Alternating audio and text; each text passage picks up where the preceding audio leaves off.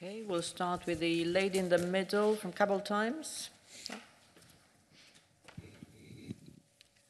Thank you, Leila Mossadegh, freelance journalist. I understand not will be press conference after Resolute Support meeting. What do you expect to come out of the meeting? Is Secretary Spare briefing on the latest development? Thank you. So I expect the meeting to reconfirm a strong commitment from all the Resolute Support partners and NATO allies to Afghanistan, and to continue to be committed to our Resolute Support mission, to continue to train, assist and advise, and also provide financial support to the Afghan security forces, the Afghan army. Because this is in our interest, because a more stable Afghanistan is of course good for the people living in Afghanistan, but it's also important for people living in NATO allied countries. We have to remember that the reason why we went into Afghanistan was the 9/11 attacks against the United States, and we are in Afghanistan to make sure that Afghanistan never again becomes a safe haven for international terrorists. That is in our interest to prevent that from happening. The best way to do that is to create the conditions for a sustainable, peaceful, negotiated solution to the conflict in Afghanistan. And as I said, we support strongly the US talks with the Taliban because we hope that they can lead to a peace process and create the conditions for inter-Afghan talks, inter-Afghan negotiations. And we will welcome any steps towards reduction of violence, because that is important to create the conditions for a real peace process.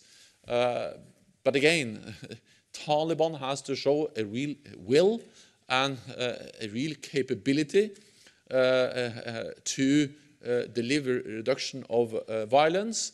And the best way for us to make that happen is to send a message that we stay committed to provide support to Afghanistan. And this is the message I expect from the Resolute Support mission meeting. Okay, Arabs Today. The gentleman over there. Zaki Shahab from Arabs Today. It is not clear for us as Arabs, where NATO stands along the activities carried by Turkey, either in Syria or Libya, which most of us feel that is not online what NATO allies try to achieve in the region. Well, NATO is not present on the ground in Libya. We strongly support the UN-led efforts to find a peaceful, negotiated solution.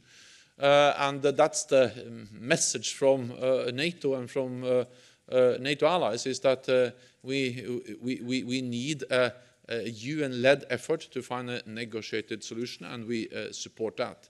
Then we also stated that we stand ready to help Libya with capacity building if they ask for that and if the conditions make that possible. But there is no NATO presence on the ground. We support efforts of also NATO allies, for instance, the meeting in Berlin, which took place a couple of weeks ago. We believe that's a good and important initiative to get the peace talks and the political process moving. On Syria, I would just briefly say that what we see now in Idlib is really, really serious. Again, hundreds of thousands of civilians are forced to flee. People are killed. We see indiscriminate bombing of civilian targets. This is horrendous, and we call on the Russian-backed Syrian regime to stop all the attacks and to engage in UN-led talks to find a peaceful solution. Okay, Associated Press, up there, yeah.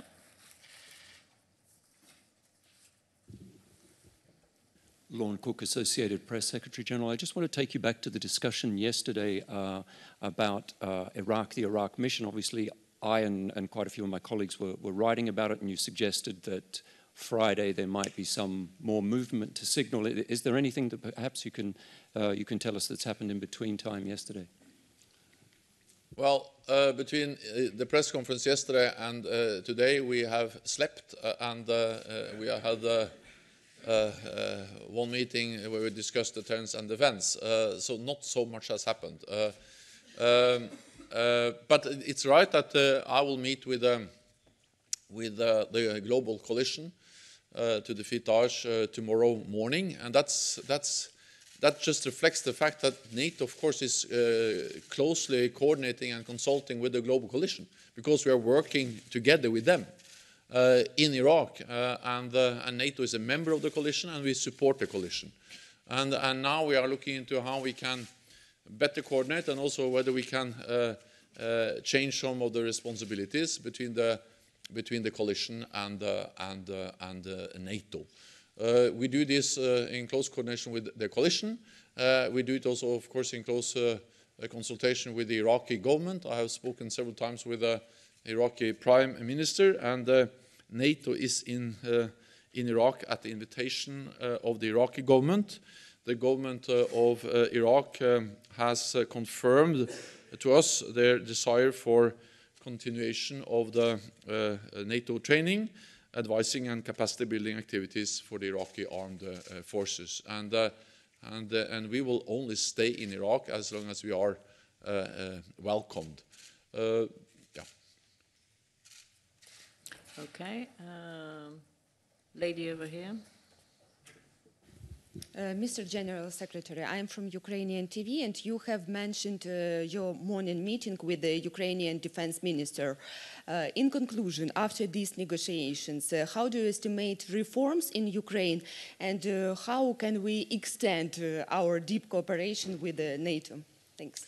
We had a very good meeting with the Ukrainian Defense Minister. All allies met with him, and the allies expressed strong support to Ukraine, to Ukraine's territorial integrity, to its sovereignty, and they also promised and stated clearly that we will continue to provide practical support and political support.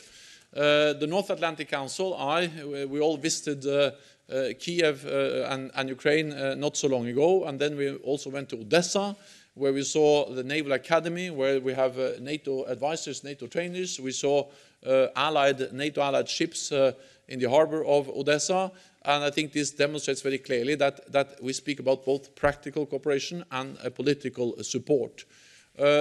Several NATO allies and also Canada that hosted the breakfast, they actually helped with training. They have trained thousands of Ukrainian soldiers, and it is important for us to continue to support Ukraine.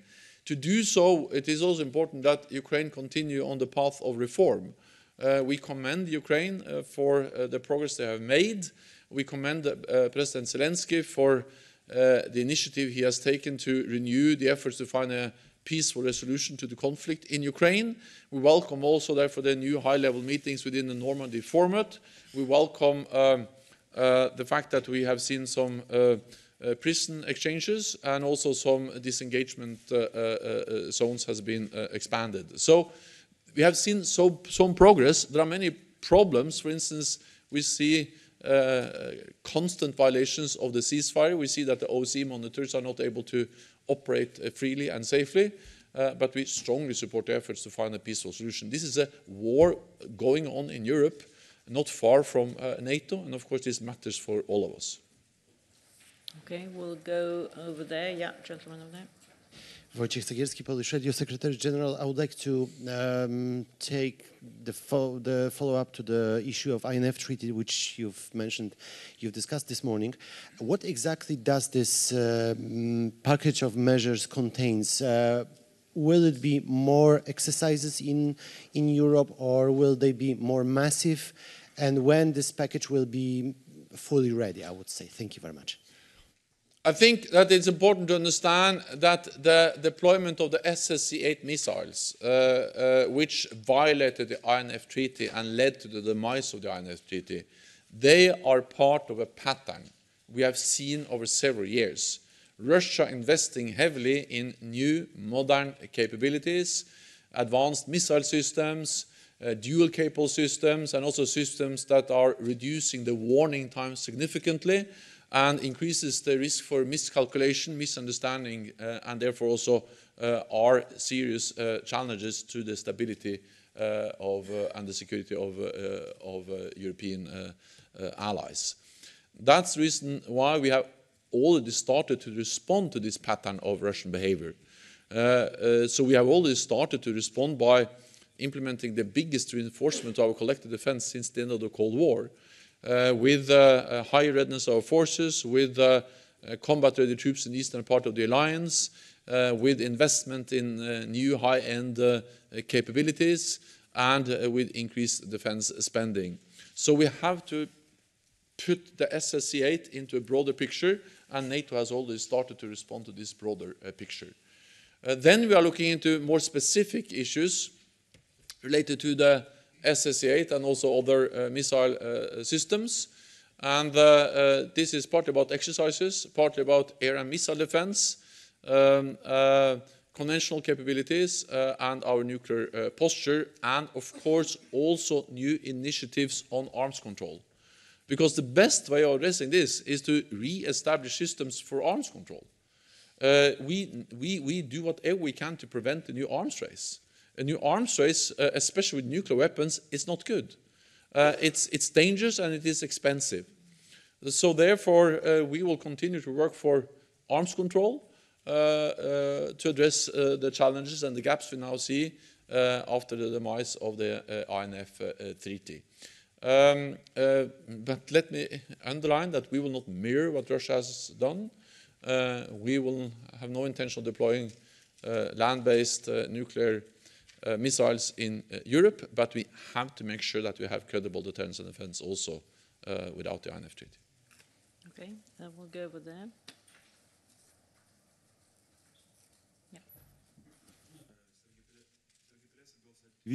My question is also about INF Treaty. As we know, Belarus is respecting INF Treaty even after it's over last year. But we see that Putin's pressure on Belarus is stronger and stronger. We're talking about so-called incorporation or integration. What do you think NATO can do to avoid potential dislocation of Russian missiles also in Belarus, not only in Kaliningrad? Do you think it's a good time to meet with Belarusian officials to talk about it, to talk about these initiatives? So Belarus is a partner of NATO, and we appreciate the partnership with Belarus. And Belarus is a sovereign nation and take sovereign decisions, and we respect those decisions. We also urge, of course, Russia to respect the sovereignty and the territorial integrity of all nations in Europe, including Belarus. So for us, this is about respecting that all the nations in Europe are sovereign nations with the right to make their own decisions without interference from neighbors. Yeah, one last question, Jordan Times. As Daesh threat remains, do you believe that your plan for beefed up training in Iraq is enough at this stage? And could it be developed into something more in the future depending on circumstances? And how do you believe your plan would satisfy US President Donald Trump? Thank you.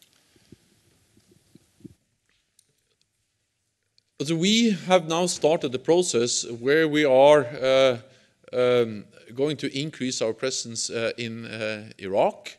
We are going to do it stepwise, and we will also look into what we can do beyond the current presence of NATO troops. So we are going to increase our presence. But of course we do that in close coordination with the Iraqi government, and every step we take will be in consultation and based on invitation, and only when we are welcomed by the Iraqi government. I think what we have seen is that the Iraqi forces have proven that they are capable of fighting Daesh, because the Iraqi forces have been on the forefront liberating the territory and the millions of people that ISIS controlled in Iraq not so many months ago. we supported them, meaning the global coalition, NATO, we supported them, all NATO allies are part of the global coalition, we supported them, but the heavy fighting, the soldiers on the front line, they were, almost all of them were Iraqi soldiers. So I strongly believe that the best thing we can do to make sure that ISIS does not return is, of course, to enable the Iraqis to fight Daesh in Iraq themselves. So training local forces is one of the best weapons we have against ISIS. Then we have to assess the need and to follow the developments closely and in close consultation and coordination, and based on invitation from the Iraqi government, we will also, of course, consider to step up, but that are our decisions we have to take later on based on developments. Thank you very much. This concludes this press point. Thank you. Thank you.